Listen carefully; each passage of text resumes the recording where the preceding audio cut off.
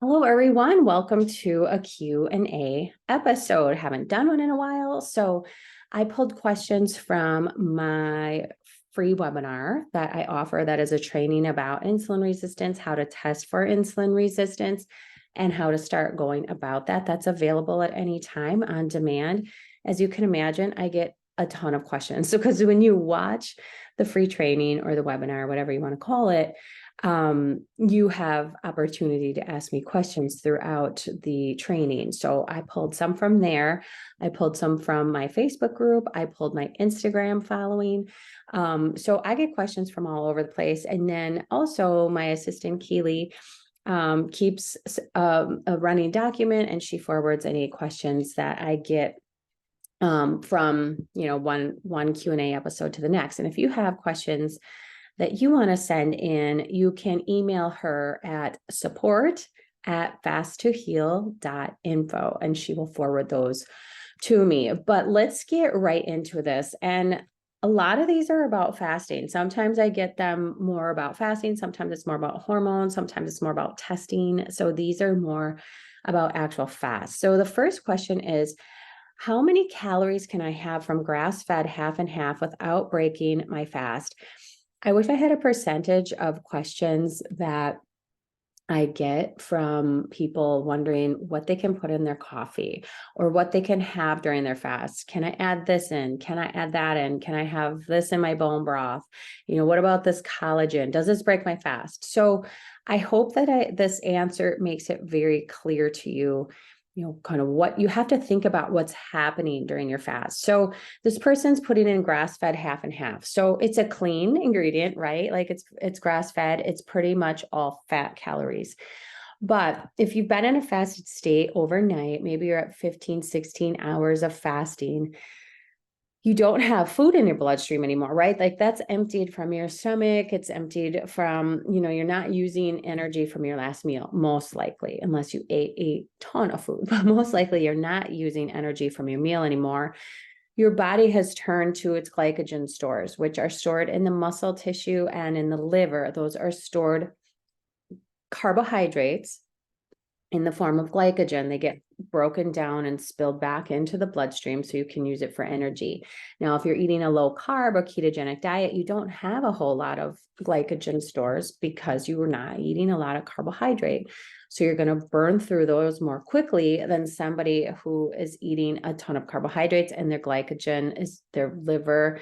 The glycogen stores in their liver or muscle are always full because they're finite. You don't just keep storing carbohydrate. When your glycogen stores are full, you then start converting extra energy to fat.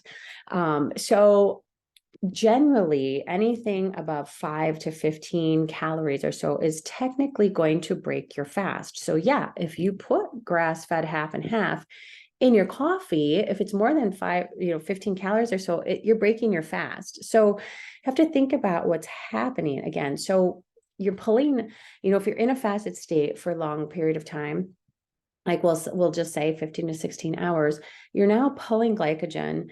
If you've burned through your glycogen, you're now starting to pull from your fat reserves, which is what most people want in the fasted state. Like they want to get, to the point of burning extra fat that they don't want, stored fat, but you have to get through the glycogen stores first in most cases. But for the fat, like you're adding it to your coffee and your body says, like this is broken down and in your bloodstream right away. So your body's going to use that before it goes and looks for stored fat. So it's like, oh, cool. Like, oh, I don't have to go look for stored energy. There's some right here in my bloodstream. So it's going to pull those fatty acids from the blood and burn those up. So again, I'm not saying like you can't ever have half and half in your coffee. You can't ever have this or that. You can't put MCT or butter in your oil, but you have to think about what are your goals. If your goals are to burn your extra body fat, when you put half and half in your coffee, your body's going to utilize that because it's going to be broken down and into the bloodstream. And yes, you will break a fast. And I think where people get really confused about putting fat in their coffee or fat in their drink or, having MCT oil, like those are all healthy fats, like MCT oil, half and half grass fat, butter, ghee. Those are healthy, natural fats. But where people get confused, and I think where they think, oh, I can put all this fat in my coffee, is if they're eating a ketogenic diet and they're just thinking they can eat all the fat that they want. Or the other thing is fat creates a very little insulin response, if any at all. Carbohydrates create the biggest insulin response, and protein will create an insulin response, although not as high as with carbohydrate in most cases. If you have like a protein powder, that's different. But for going back to answering this question, if you're putting fat in your coffee, you're not causing an insulin response because it's not glucose, but you're still breaking your fast. So people get very confused about this. So if your goal is to, lose weight, increase metabolic flexibility, burn extra body fat, then I'd say be very careful about how much half and half or butter or whatever it is you're adding to your coffee, because it's not serving your goals overall. There's so much that goes into this question. Like a lot of times people just throw these questions out and think it's like a yes or no. Can I have this or that? It's like, I'm not going to say like, no, you can absolutely never have, you always have to have black coffee. And of course, then, there's people who talk about clean fast versus dirty fasts, and clean fast is always the best. Like if with no energy whatsoever, if your goal and your purpose is autophagy and fat burning and becoming, more of, getting into burning stored body fat, then you want to have more of a clean fast. But if you're just kind of transitioning and, getting to the point of just starting to add some intermittent fasting in and adding some grass-fed half and half will get you through 2, 3, 4 more hours. Great. Use it for a while, but just remember what your overall goals are and what you're working toward. And I always like to say that, especially when students work with me individually, it's like they ask me questions like, okay, what's your goal? Like, where are you at now? Because those are two very important things to consider. It's not always this black or white area. There's a lot of gray that goes in here. And so I hope that I've made that clear. Question number 2, do supplements count toward breaking a fast? And this question, I think I've answered multiple times on the podcast as well, but so supplements generally, again, there are so many out there. Some are suspended in oil. Not a lot of them, but some of them are. So, technically, again, if it's more than 5 or 15 calories of the oil, could it technically break your fast? It could. But supplements in general, I always encourage people to take them with food anyway, because most of the time, whatever the supplement is, it's going to be better absorbed, utilized, do whatever the purpose it is. It's going to be better off almost always with food. So I always say, like, save your supplements for your food. And most supplements, at least the ones that I suggest, most of them on the directions will say take with food. So if they're not suspended in oil, no, they're, most likely not going to break your fast. And there are some that, you might take on an empty stomach. Like I can think of berberine as one. If people are struggling with morning blood sugars, I might recommend to them, take the supplement in the morning because it's going to help your blood sugars throughout the morning while you're fasting. But a lot of them, especially if they're like vitamin or mineral based, a lot of them are enhanced with food. So you just want to look at, the directions. And this is why it's like, I don't love people just, throwing supplements into their body without any sort of recommendations from anyone, or, like not having a purpose behind that supplement. So there's it's not a yes or no, but they typically won't break the fast unless they're suspended in oil, which a lot of them are not. But most of them are going to be better enhanced with food. So you just want to be strategic and watch, look at the directions, ask, whoever you're working with, who suggested that supplement, like when to take it.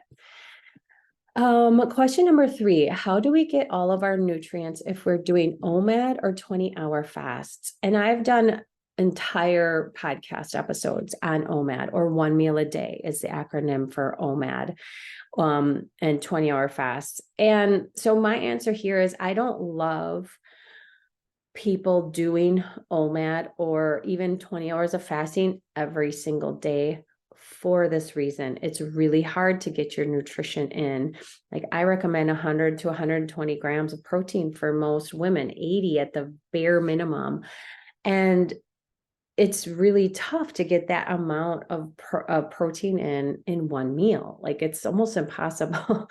Like, I kind of max out at 50 to 60 grams. Like, I'm just too full and it's a lot of food. So to try to get 100 grams in is very tough. 20-hour fasts, maybe, but I know when I break my fast, I have my largest meal coming off my fast.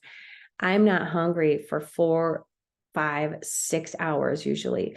So a 20-hour fast is going to be a little bit challenging. So that's why with my students, I put specific protocols in place. And in general, I only recommend a 24-hour fast or an OMAD, like 2, maybe 3 times a week at most, as a weight loss protocol, and as a disease process reversal protocol, because it's very, very hard to get your nutrition in. And a lot of times what happens with OMAD, or fasting 20 hours, is not only you're not getting your protein in, but you're not eating enough calories. And then, you're just creating this huge calorie deficit every single day. And that's where the metabolic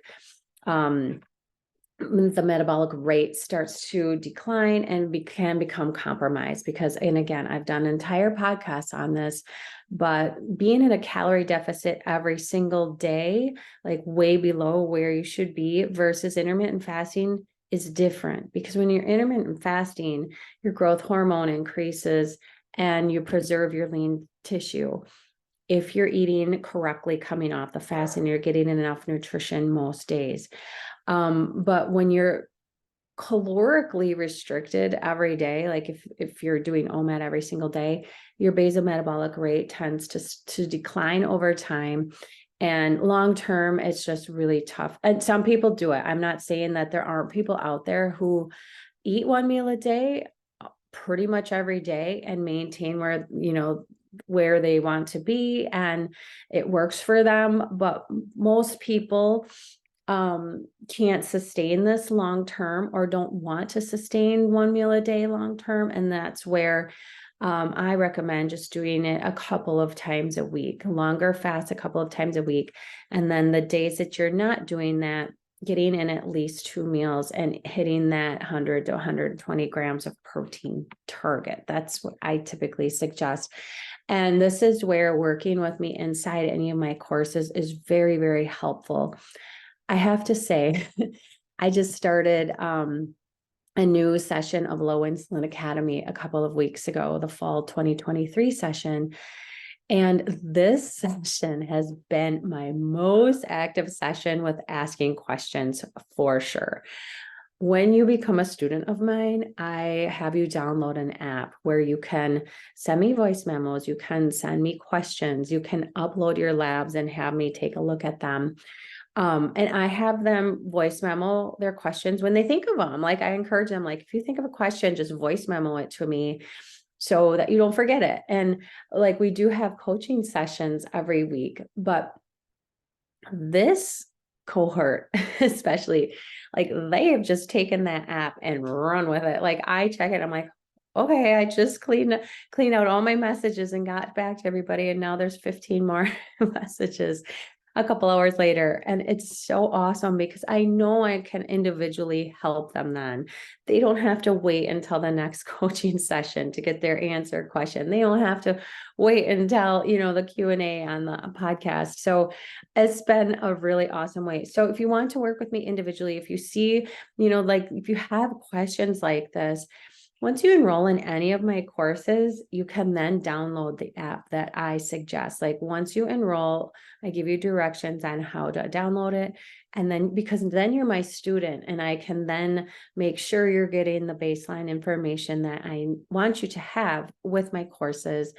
And then I'm able to work with you that way. So that's how I really personalize your learning when you enroll in any of my courses. And we'll link the courses down below. You can enroll in Low Insulin Academy at any time and download this app and ask me questions.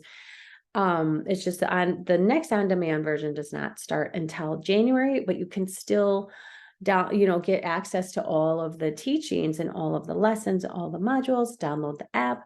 And then if you still want to upgrade to the coaching in January, you can do that. So we'll link a link to all my courses and specifically Low Insulin Academy. The on-demand version is also linked in the show notes. You can do that. You can start that today if you want, get access to all of the lessons and get access to the app and start asking the questions. Okay, couple more here. Can you talk about progesterone balancing skin cream? I am in perimenopause and have PCOS. My chiropractor suggested I use the cream daily to help with things like night sweats. I just heard that progesterone causes sugar cravings, and I definitely do not want that. I struggle with sugar cravings and use so many tools that I have learned from your podcast. I am just looking for whether or not this is something to use or skip. Okay, so progesterone cream is one of those things that you don't necessarily just want to willy-nilly like start throwing some on. So what I would suggest is getting your sex hormones tested and just seeing where you're at. Progesterone cream can be very helpful if you are in perimenopause, especially if you're starting to not sleep well or having trouble staying asleep, having more sugar cravings because you do crave more carbohydrates when you have like higher progesterone, but that's not necessarily a bad thing. So it would warrant getting some testing done. The Dutch test, DUTCH, is the best way to kind of test your hormones. But you can work with a sex hormone specialist or a hormone specialist and get these tested. And I would encourage you to do that anyway, just to have a baseline of where you're at. And a lot of the allopathic community might say, well, it doesn't matter. Like, don't get your hormones tested because they fluctuate every single day as a woman. And they do, like, that's true.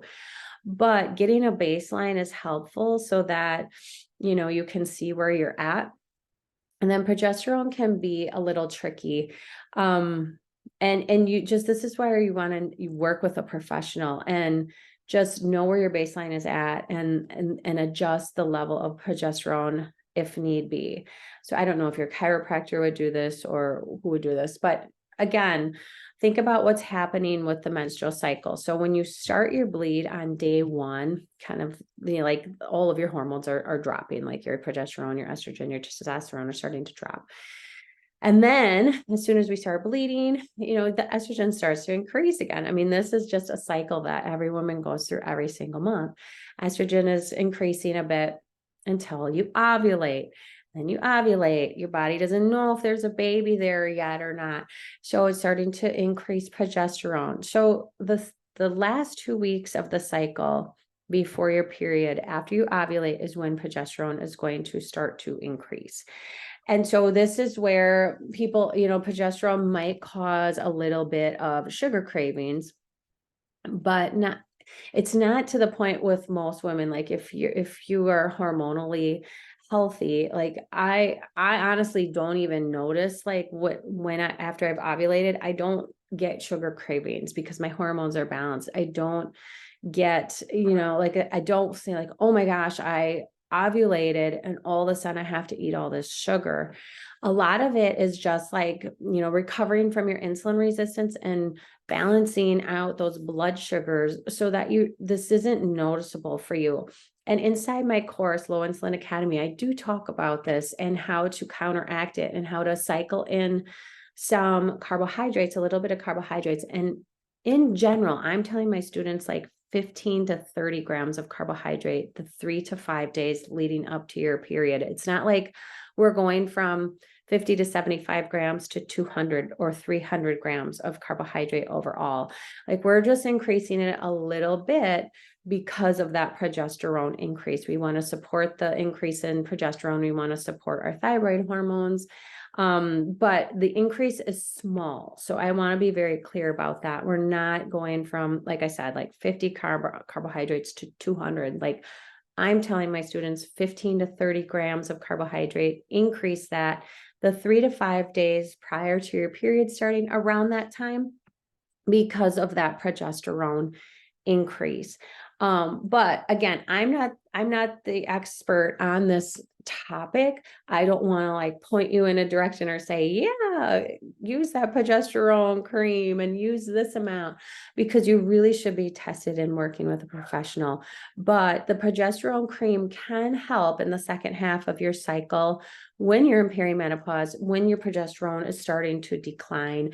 But as far as, how much to use and all of that, it's better to work with a professional and make sure that you're getting enough, you're not overdoing it. And when you overdo it, yeah, you might get some sugar cravings, but you also might get weepy or sad, or, there's side effects to having too much progesterone too. And not only that, but if your progesterone is falling, your estrogen is likely falling too. The estradiol, all of the estrogens, there's more than one type of estrogen. And you might need to, rather than just supplementing with progesterone, you might need some estrogen supplementation as well. You might even need some testosterone replacement. I know specialists tend to be a little bit, pull back on the testosterone a little bit because there's just a lot that goes into that. It's harder to get. It's not legal, except for men. It's just, there's a lot of red tape around testosterone. So this is why I would suggest that you work with a professional. And I have a lot of podcast episodes on this topic and a lot of professional, just kind of look back through the podcast episodes and there's many hormone specialists that I would recommend that I have interviewed before that work with women virtually, so you don't have to go into their office. But that's not something you want to just like slap on and hope that it works. Like I would definitely get some testing done. Okay, and this last question kind of goes back to the first question, but just to reiterate my point. So this person asked, I have had some success with intermittent fasting, but the hardest aspect is drinking coffee in the morning. I am not making excuses, just looking for workarounds to allow for drinking coffee with cream that's not sweetened, which brings the best joy of my day. What are your suggestions? And I've said this before on the podcast. I am not a coffee drinker. I've never been a coffee drinker. I don't like the taste of coffee. So it's like, I can understand this habit and I can understand the joy that it brings, because I have tea. I have like cinnamon tea every single morning with salt in it. And that I love it. Like, I just love drinking, it's just like the soothing thing. It's just like how you start your day. Right. And so it's like, this is the biggest joy of my day. So, kind of going back to the first thing I talked about, right? It's like, I've had some success with IF, but I'm just not seeing the progress that I want. It's like, okay, well, what's going to get you to forward progress? What's going to get you to your goals? And so if you're putting cream in your coffee, you're taking away from burning your stored body fat, and your body relying on stored body fats rather than the cream that you're putting in your coffee. With that being said, what are my workarounds? It's because this needs to be sustainable too. And I understand that. It's like, if I'm telling you, absolutely not, you cannot have any creamer in your coffee during the fast, and you cannot eat until noon every single day, that's probably not sustainable for this person writing in. So we need to find some sustainable solutions, some workarounds, like she says, like what's going to work for you. And so you're not drinking sweetened, like, I feel like that's a deal. Like, sweetened beverages are deal breakers for a lot of people. Like, that's where I kind of like, no, like, we can't have the sugary drinks. Like, if you're trying to reverse insulin resistance, that's not going to work. So this is more, again, just going back. to creamer. But what are some workarounds? Can you wait until 9 or 10 o'clock to have your coffee with your creamer? No, like that's not my workaround. Can we push your fast back earlier? Or sorry, your eating period back earlier? Like if you really just love that coffee in the morning with the creamer, it's like, can we adjust your eating window for you to be done at 3 or 4 in the afternoon? So it's not that big of a deal. Like you're kind of breaking your fast with that creamer. Maybe you eat breakfast and lunch, or, a late breakfast and a late lunch, fast through dinner at least some of the time. Maybe that would be a sustainable approach for you. So you're still getting the benefits of the fast. And remember why we're fasting. We're not fasting to starve ourselves or, to calorically restrict, or because it's just a cool thing to do. It's like a rage right now. No, we are using this as a therapy. Most people listening to this podcast have metabolic disease or insulin resistance. We're using intermittent fasting as the most potent strategy to reverse that, right?